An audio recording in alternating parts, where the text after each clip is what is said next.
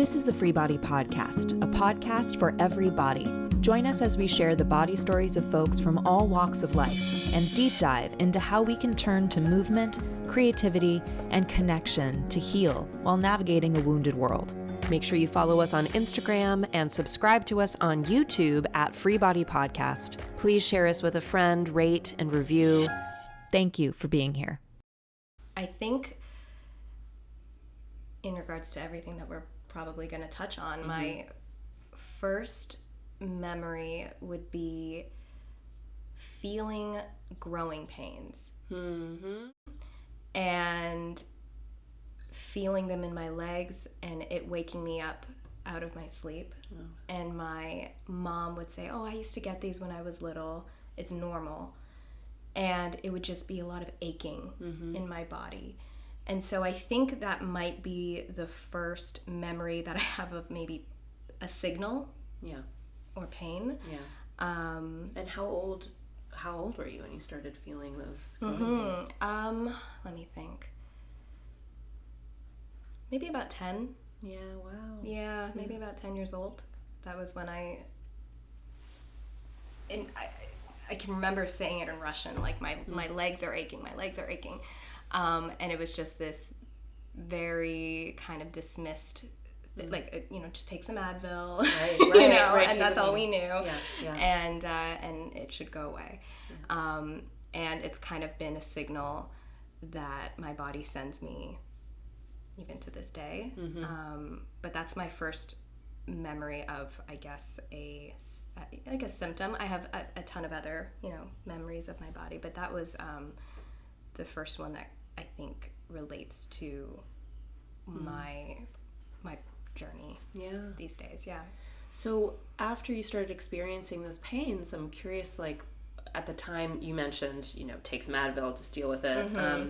Were there moments at that time that you found relief that actually did work? What was the experience and of discovering this pain and dealing with it at that time in the early stages? I mean, we did some Russian home remedies where we put like wool socks on and wrap you and, do these like mustard foot baths. I don't know if those worked. Fair. Wow. Yeah.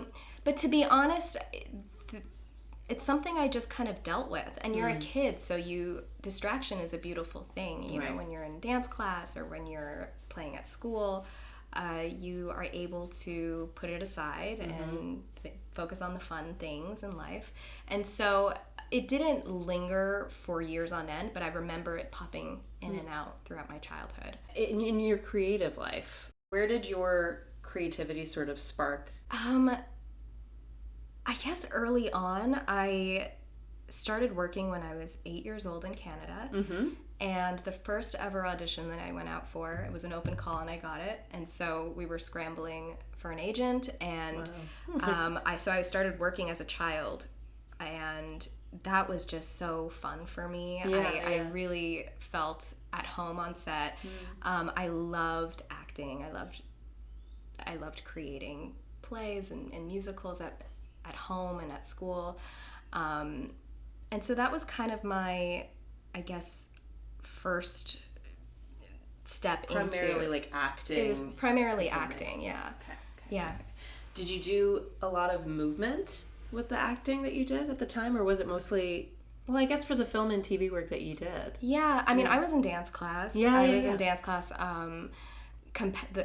Dance Moms style competitive dance. Gotcha, yes. Which was very funny, I guess. And so movement was always a part of my life. I remember though never feeling as strong, which was so interesting. I was such a twig, and I remember never being able to do back handsprings like the other girls because I felt like my arms would snap. But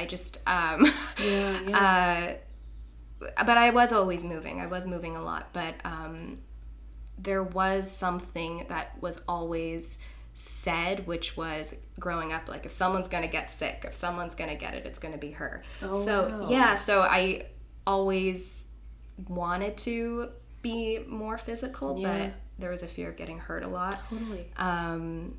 Yeah. So, but I was always dancing. I did a lot of like kids shows, local Canadian like kid commercials. Oh my God. And then when I hit 15, 16, I was like, I want to take this more seriously and do more theatrical. Part of the reason I ask is because I don't think I've told you this, but I've been diagnosed with polyarthritis. I think I knew. So I've told you. I know I've told you chronic illness, but I wasn't. Hello, hi baby. He's like, I'm a star. I was diagnosed in 2020 because I had debilitating pain. What a year for a lot of people. Yeah, chronic illness really just it's Bernie. You know, I'm so sorry. Can you just you're right in front of it? Thank you. Thanks for visiting. But yeah, it was quite a year for chronic illness. So. But when I was a teenager, I was experiencing really intense chronic knee pain. Yeah. And you have to go. He's a star. I know. He can feel our emotions. He's like, what's going on, guys? But really like horrible knee pain. And my pediatrician was just like, it's growing pains. Yeah. It'll go away. It's growing pains. And at the same time, I was at Loxa Arts High School doing Suzuki viewpoints, which is like, this really intense, for those of you who don't know, physical theatrical training from Japan. And involves like stomping and like a lot of strengthening of the legs and lower part of the body. And my knee pain went away while doing that. Yeah. And so that was sort of my first glimmer into, there's something that I actually have something I can do to alleviate some of this pain. I don't even know if it was super conscious at the time, but I mean, obviously I noticed when I wasn't in pain, and I was like connecting that it was, well, maybe I'm strengthening the muscles and that's supporting the joint, like as a teenager figuring that out. And it would come and go based on whatever physical activity. Usually if I was lacking physical movement, it would come back more. And I didn't figure that pattern out until much later because, a lot of folks I would see were just like, it's probably nothing, you're young, so just take some Advil and like, what's your problem? Like, what's the big deal? I'm like, but I don't want to always have to take pain medication, So I was curious, like, as a dancer also, like, and a lot of movement being incorporated, like, I'm hearing that it was also a very different experience for you too because of fatigue and like, and I was listening to your interview with Corbin on this other podcast recently. We were talking about just like how you have to keep up when you're a performer, keep up the facade of like everything's okay, everything's fine. Yeah.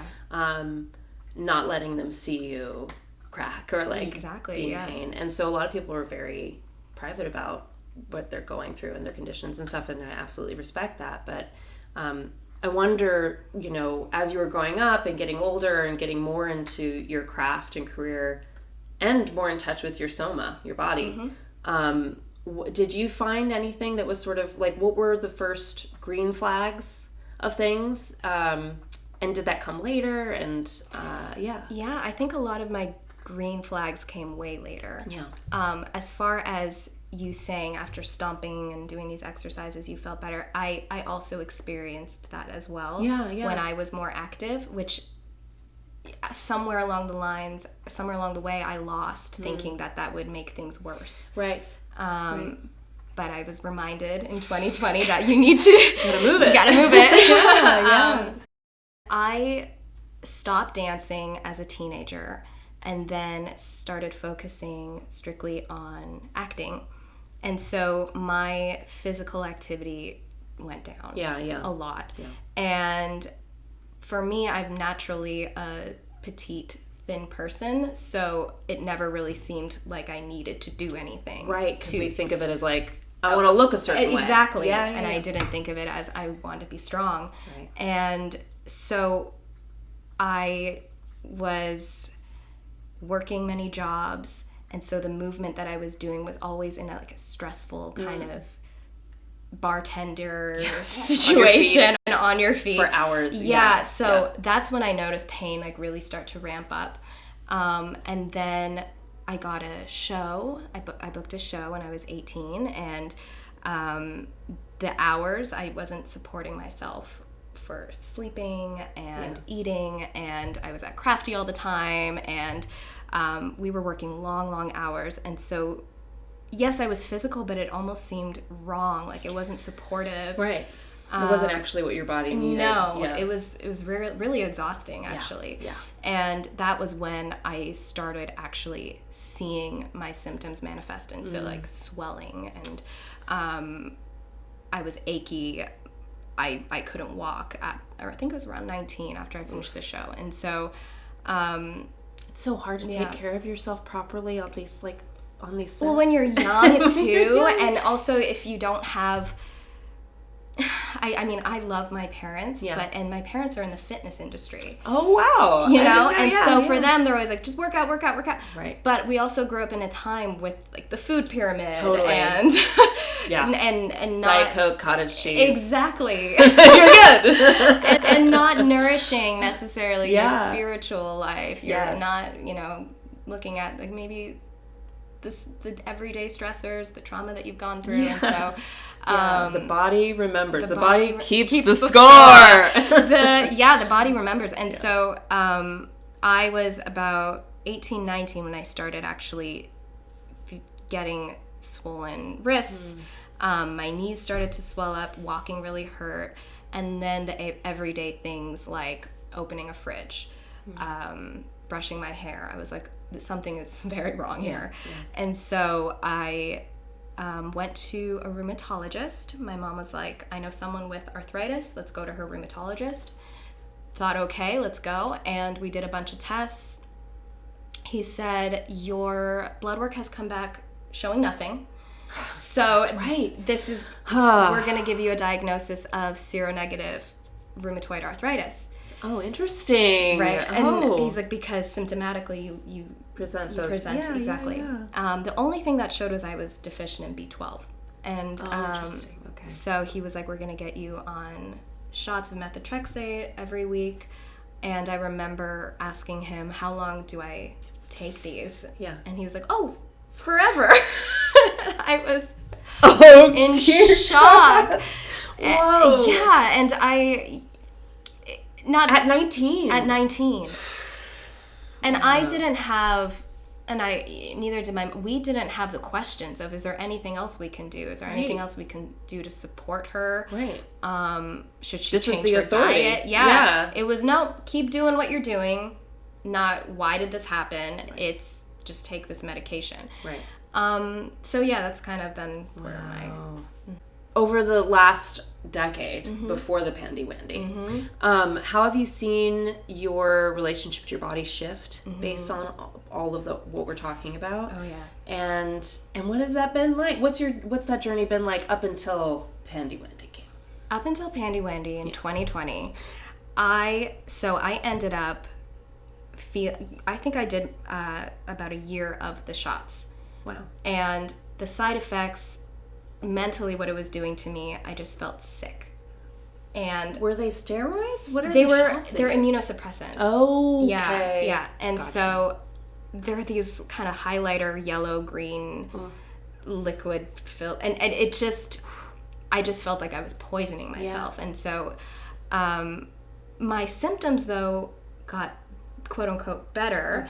It felt like I was wearing this cloak of numbing, where I felt like I can do these things again, but it felt fake. Oh, wow. I don't really know how else to describe it. But I went back to my rheumatologist and he's like, you're in remission. This is fantastic. We're going to lower your dosage. And I was like, I'm going to get off of it. I can't continue to do this. And he discouraged it, but I was like, this is it. I'm not doing this anymore. So at that point, I think I was 20. And I thought, okay, I'm better. I'm just going to continue my life. The 10 years in between, I didn't get another flare-up, which was nice, but I wasn't feeling good. And so I would say I was surviving. I wasn't thriving. I was still very achy all the time. Those aches from when I was a kid were still running through my body. I was getting hit with massive eczema flares, hives. I went on a whole journey to figure out what I was allergic to. Nothing came up. It was just, I was reacting to anything I would eat. I was constantly on prednisone. infections were running, like I was either getting strep or UTIs or I was just always getting an infection.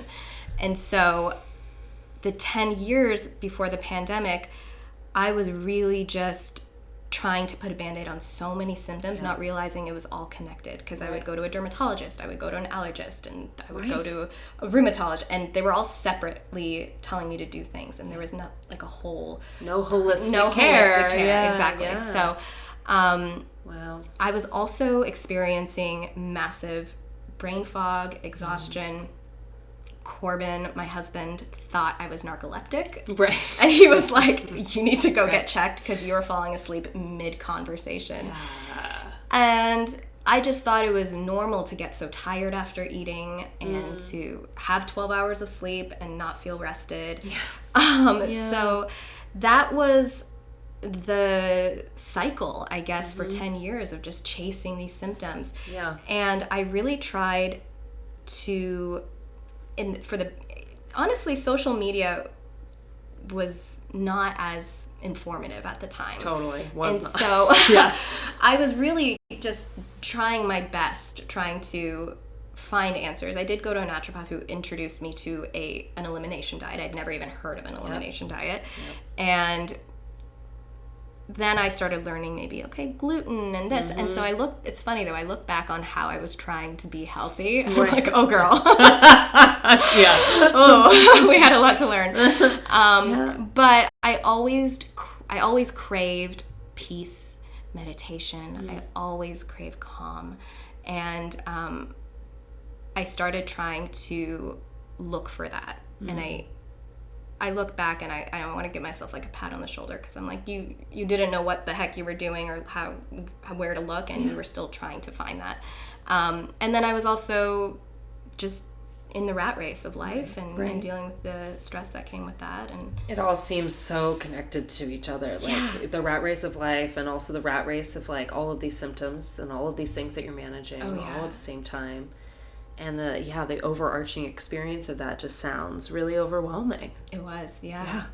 I can relate. Yeah, I know you can. And it was 2020 that I also had the come new to Jesus moment. Truly, come to nutrition moment. Exactly, come to trauma moment. Come to all of it came up. All of it. It was a purge. Yeah, it was.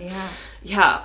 We're definitely gonna dive into that. I will say, this reminds me a little bit, there's like a piece, because I've always had random health problems also. Yeah. And again, similarly, like never linked them. And they're not like super thing. Serious either. No, like they are. Right. They're serious enough, and I would always have to, up to today, I still have to do like usually an extra round of whatever medication they're putting me on. At least one more round, maybe one more after that.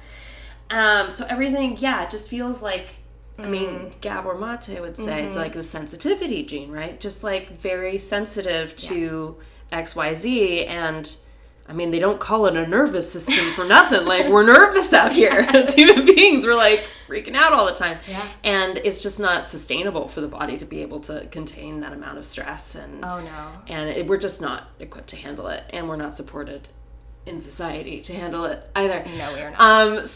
Or in a lot of our industries too, which is again society. So it's hard. And I really admire you for just like 10 years.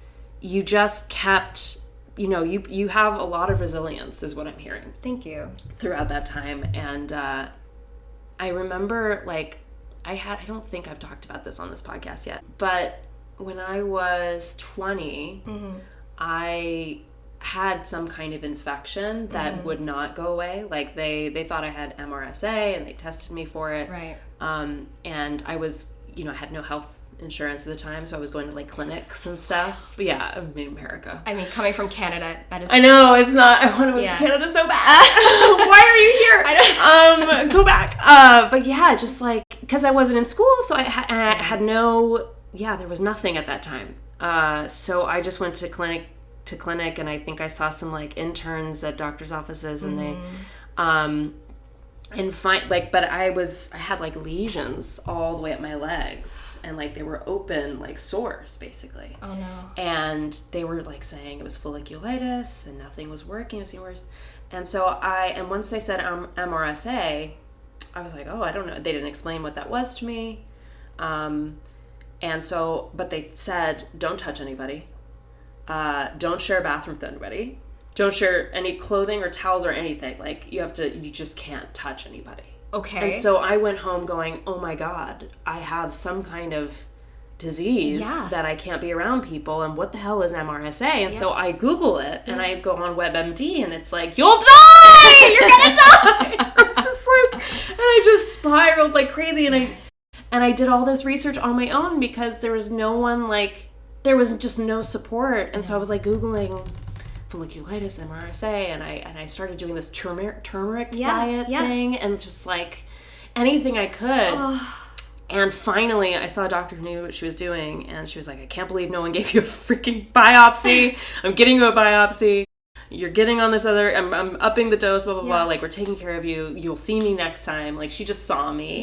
Yeah. And, I mean, oh God, for how those, good does that feel? I mean, it's huge. Yeah. So many of us have so much, like, healthcare trauma. And we don't really, it's not something I hear talked about very often. Yeah. Like, it is not only literally traumatic for what your body, your physical body is going through, but emotionally, spiritually, psychologically, like, it's a disaster. It's like it's exhausting. It's exhausting and endless. Yeah. And they don't make it easy. So anyway, I'm alive. I made it through. You made it. That doctor like helped, but honestly, I think things started shifting because of all of the natural stuff I started doing out of desperation, because I thought I was gonna die. I was sure I was gonna die. Yeah. And it didn't stick at that time though, because I didn't have enough evidence, and I was 20. So I didn't keep it going, and a whole bunch of other flare-ups happened until finally 2020 hit, when we were all forced to just be with all of the ish. Be with all of it. Oh man, all the ish in our head. Yeah. And everything that was going on around us. Yeah. And it's all, and I would love to hear you talk about like how, because what I'm hearing is you see it as all being connected. Yeah, I do. And I would love to hear your journey in getting there and realizing that, and then we'll go from there. Yeah. Yeah. So a part of, I think, a big signal leading up to 2020 was I had a lot of anxiety, and I had a lot of shame and stress that I didn't realize was attacking me every day. Yeah.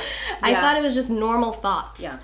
I had just growing up, we all have our own traumas, and I went through mine.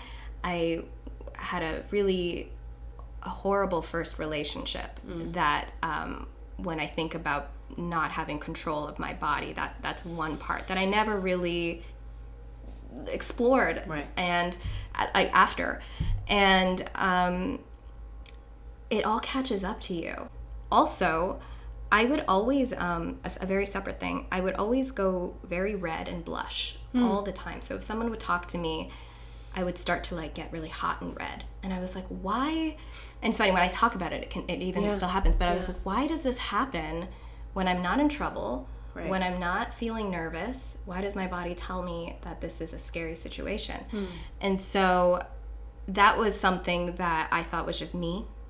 And so 2020, I remember the day before my flare-up, maybe the 2 days before my flare-up, because I flared up again really badly. The night before, 2 nights before, we stayed up very late. We were doing a home renovation, so we didn't have laundry. So we went over to a friend's house to do laundry till maybe 4 a.m. Oh my God.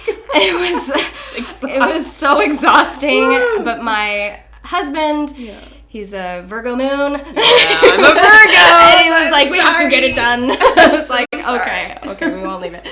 And so I stayed up really late, got up super early the next day, made myself, we made homemade poutine. Oh. We made these patty melts, just very gluten greasy. Then I remember we were talking about bills or something, and I had said something, and he didn't hear me. My husband didn't hear me, and he said, wait, what did you say? And it was the wait, what did you say, that I felt like my heart skip a beat. He's the sweetest man in the world. You know him. Yeah. And I was like, I just said, never mind, it's okay. And he's like, no, what did you say? I didn't hear you. And I was like, nothing. And I started panicking. Like, I just wanted to get out of the room.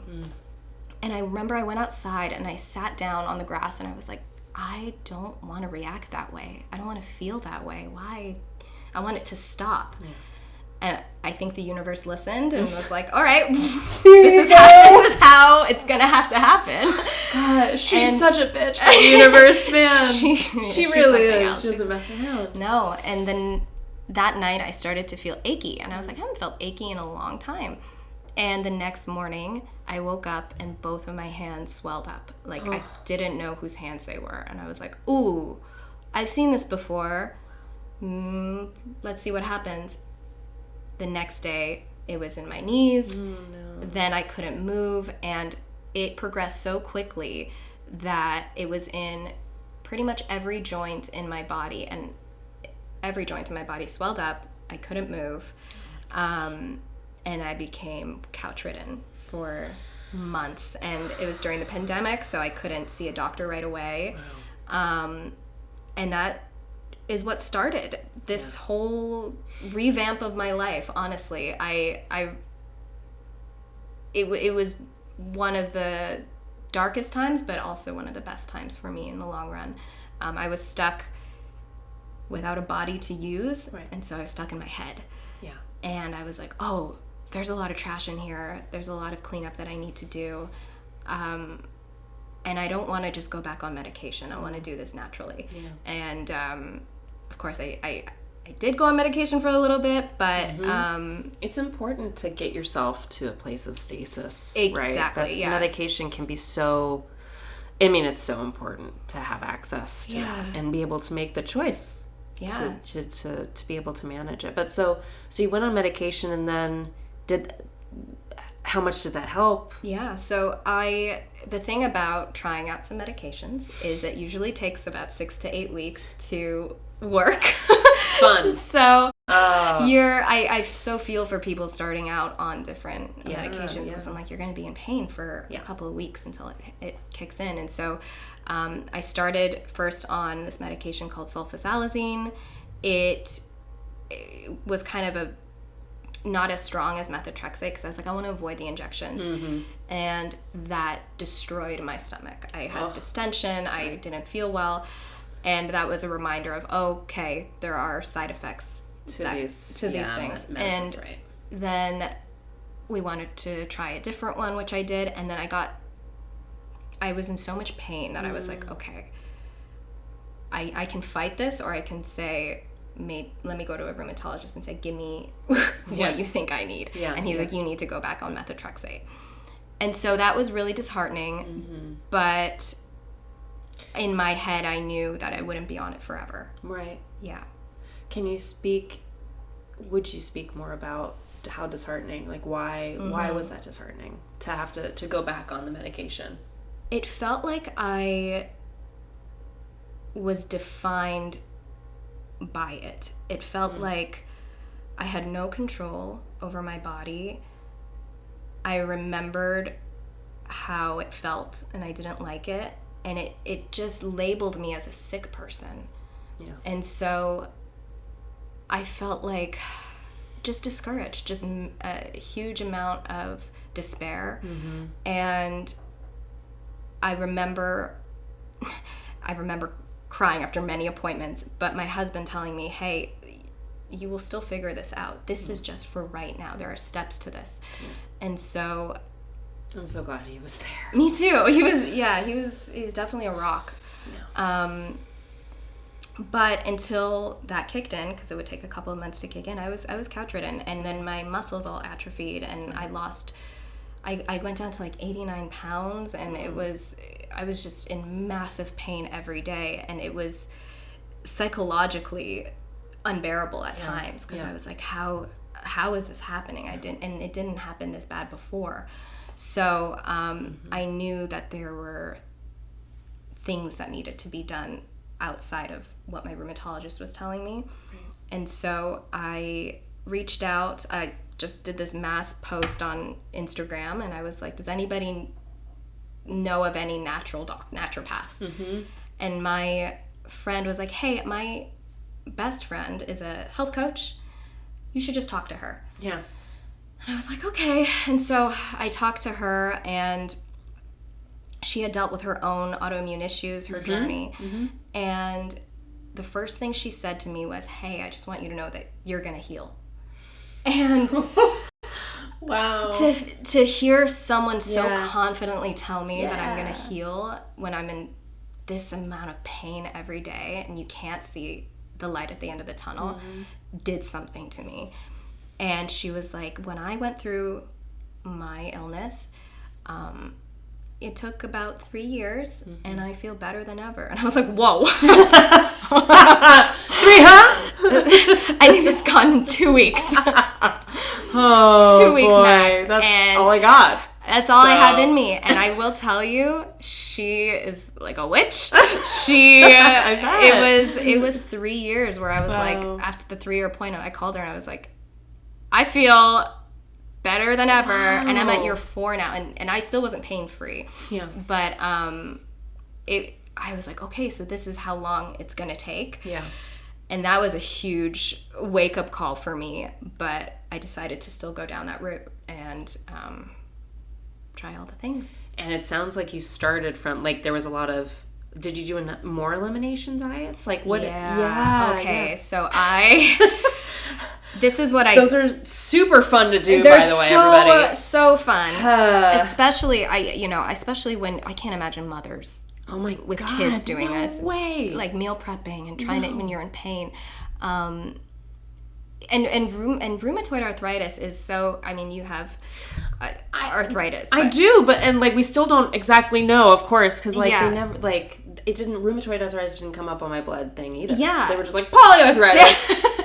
Come back for a biopsy. Exactly. And then I altered my diet and I didn't need to go back. Yeah. So I used to always wish that it was called something different because people will minimize it in a way that it's like, my grandma has arthritis or I have arthritis in here. But I'm like, it's debilitating. It's debilitating. And I had one test come up that was possibly lupus. And that was, I really have so much compassion for anybody dealing with any sort of chronic pain.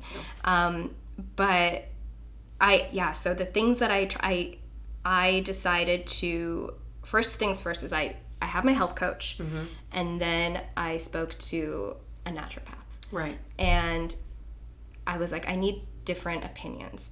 And that's great. She was so helpful. Both of them were so helpful in ordering me tests. I did a bunch of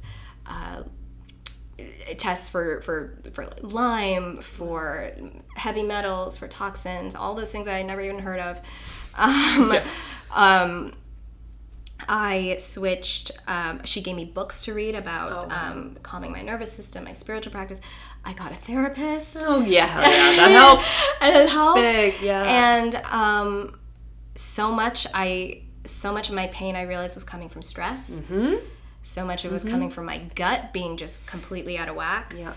And I thought maybe there's a reason why it came up negative or there wasn't any positive result or diagnosis in my labs. Maybe it's not necessarily that. I don't know. Right, so I thought I'm going to give it my best shot and try switching my diet.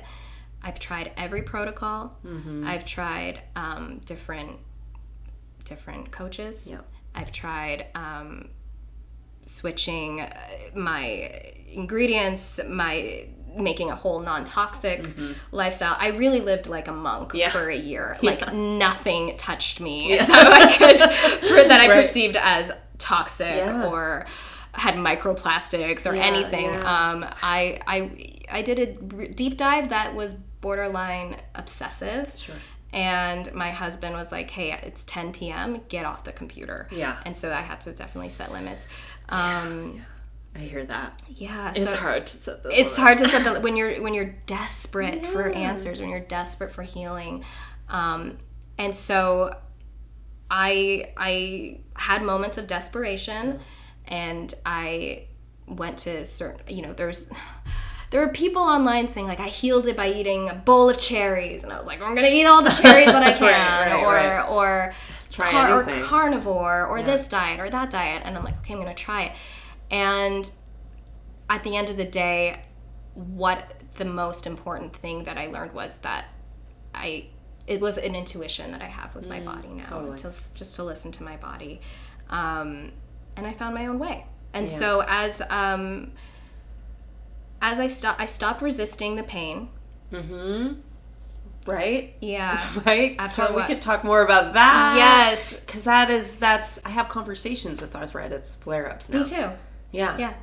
Yeah. Have you read When the Body Says No? I have it on my library. I've listened to like the first couple chapters. That book changed a lot of my life. Yeah. Like it's yeah. I mean, you're talking about it right now, but that's essentially where I learned it from. Yeah. Yeah, it's important. It's important that Your body's telling you something. the symptoms are not the enemy. Right. You know, your symptoms, your pain is not this evil monster coming to attack you. It's your body wants to heal, and it's saying this is what's wrong. And I decided, instead of resisting, I'm going to resist this and be mad at it, which is natural. Right. I'm going to start showing compassion, and I'm going to start using these symptoms and this pain as signals. Yeah. And it's one of the things that I'm so grateful for, is having that communication with my body, that relationship with my body now. Yeah. Makes a huge difference. It makes a huge difference. Yeah. I was going to ask, what I noticed once I started like really getting into relationship with what my body needed at any given moment, like all of these other cues would start to come up, and I'd realize like I was starting to ask for the things I needed when I would in the past just like do it myself, or like pretend like I didn't need things. And there was a whole like psychological shift that started once I really just connected and honored what my body was telling me. I wonder, like, did you see any ripple out effects like that into the rest of your life, like chronic illness aside, I guess, like into you on how you were on set, how you are with your partner, how you are with your family, anywhere else? Yeah, well, I kind of mentioned, I don't know if I mentioned it to you before we started recording, but there is a purge that happens. Yes. When you open the floodgates, there is a purge. And a lot of this purge happened in therapy, and it felt so good to feel seen, to feel heard, and to have a witness to it, that I would leave certain sessions being like, you know, I'm good to never think about that again. But like in a healthy way. Yeah. Like I'm actually good. Like I processed that. I processed that, and we're good. Yeah. And so I started feeling like I was just peeling off these heavy like layers, and I was like, oh God, this feels so good. Yeah. And as far as how it changed, there was a ripple effect. For example, I really stopped going red.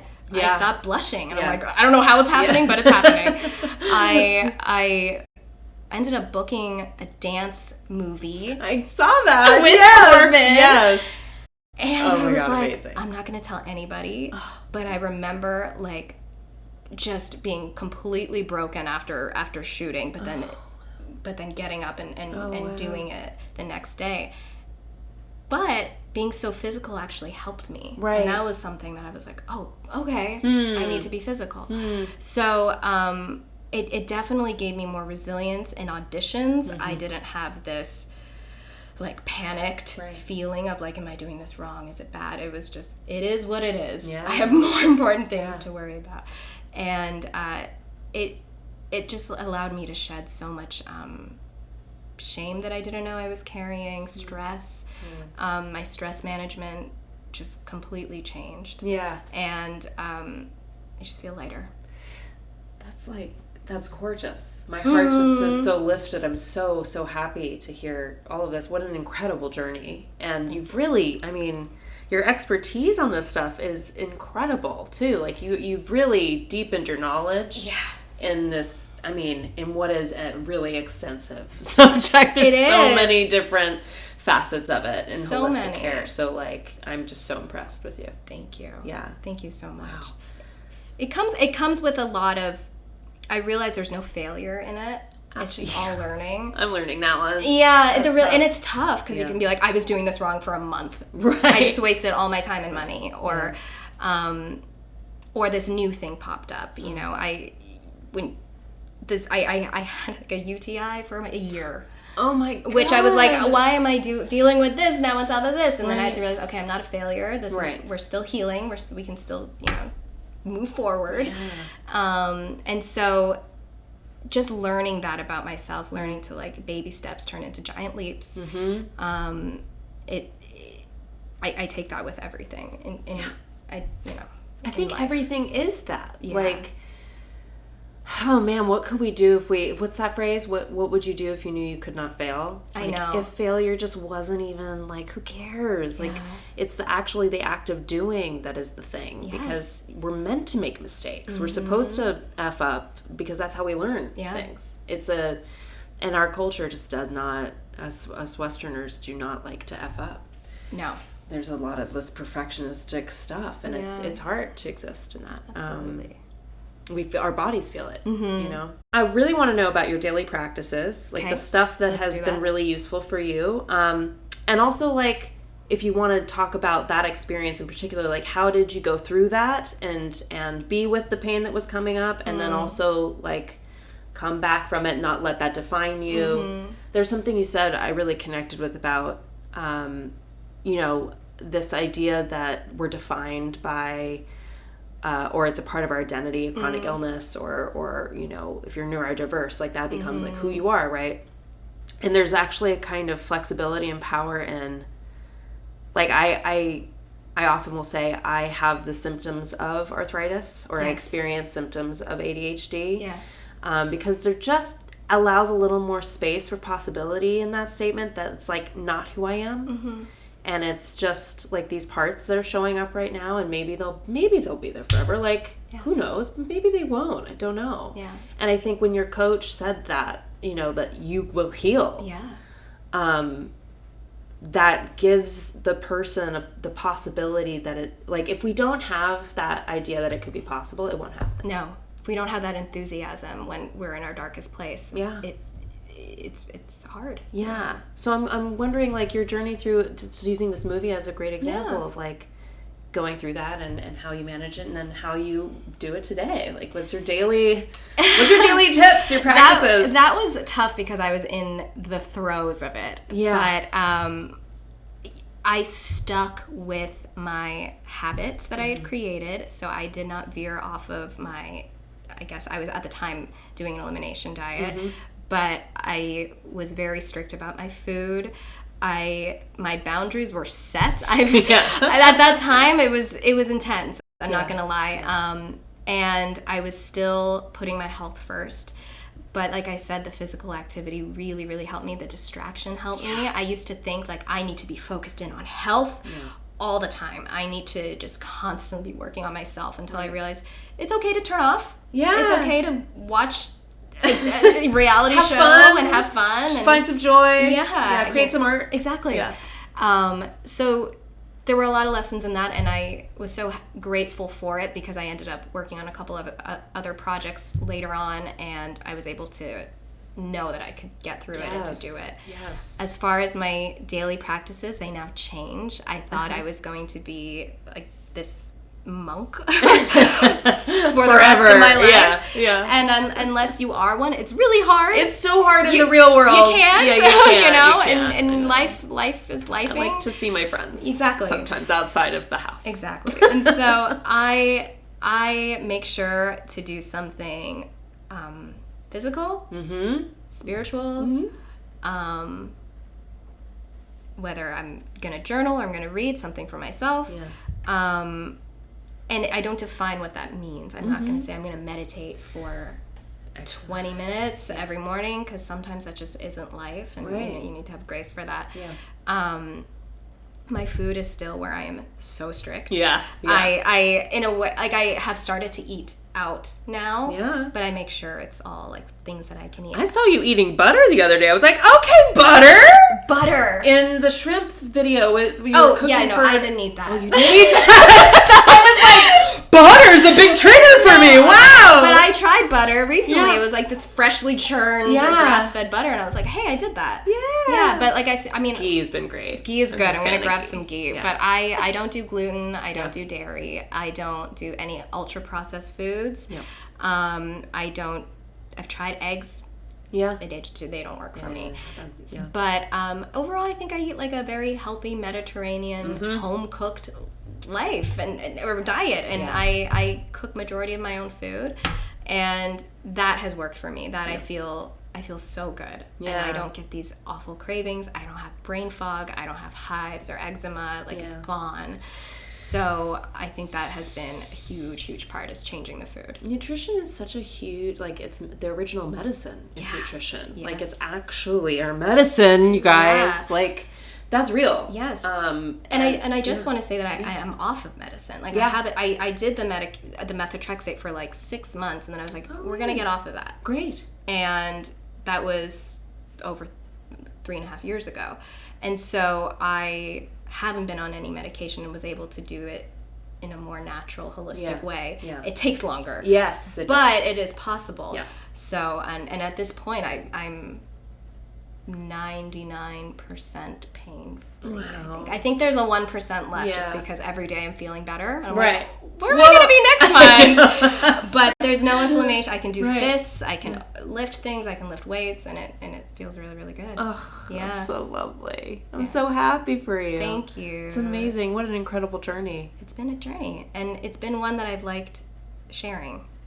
So, yeah, I'm so grateful. We're all so grateful for the, honestly, like, your vulnerability and your connection to yourself is just all very inspiring. And also, like, your advocacy for, like, you made it happen. You made this happen. Mm-hmm. You know, like, what I'm hearing from your story is that there were just these moments of, like, oh no, this is what I'm going to do. Mm-hmm. And I'm going to figure out how to do it. Yeah. And I just know that it's possible. Even before your coach told you that. A part of you had to believe that to go through to go on the journey, right? To start yes, absolutely. Yeah.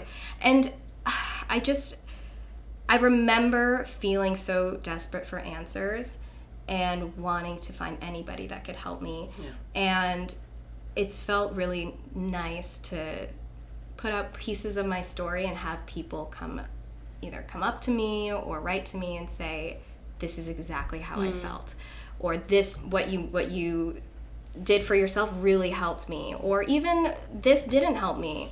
And I'm like, great, you know that didn't, I'm here for you. And it encouraged me to get my health coaching certification. Yeah. Do you see clients now? What's your future? How do you see that going for you? Yeah, well, I mean, I took a break from posts because I posted my story, and it had an insane response. Like, I watched the one on TikTok, right? Yeah, and it was really beautifully edited and put to constructed story, but like really lovely. Go watch that. Thank you.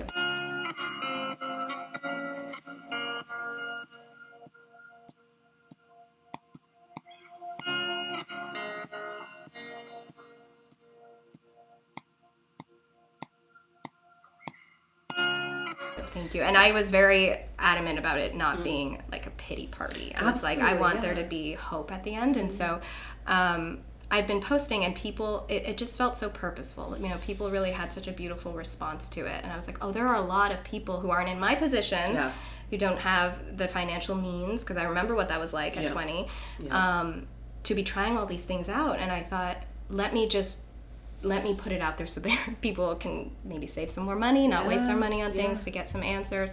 And it was just a beautiful experience. So as far as clients, I wanted to get my health coaching certification so that when I talk to my community, I feel more responsible. You know, I feel more ethically aligned. Exactly. But I would love to take on some more clients. Ooh, it feels really good. Yeah. That's exciting. Yeah. Well, how can people reach out to you or follow you? Just Instagram, TikTok? Instagram, TikTok. I'm Sasha Clements. That's just my name. And I share more about the health stuff on my TikTok, along with marriage videos. They're great. My husband. They're really good. But I'm constantly doing Q&As. And I really love it. Speaker, advocate. I feel like you're going to write a book. I don't know. I have some feeling. Like, I feel like you're going to write a book. I'm so excited to see what you do. This is incredible. Thank you. And it's been so refreshing to get to talk to you about it, and also someone else in the industry who's dealing with chronic illness. It's like really, like being that person on set that's like, no, I actually specifically need this kind of food. Yeah. And no, I don't want coffee. I want this kind of mushroom tea. Exactly. Please, thank you. Thank you so much.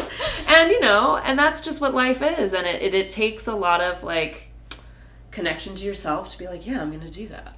Yeah. That's what works for me. Yeah. So kudos to you. Thank you, and kudos to you. You're killing it. Killing it. We're out here. Look at us. Yeah, cut.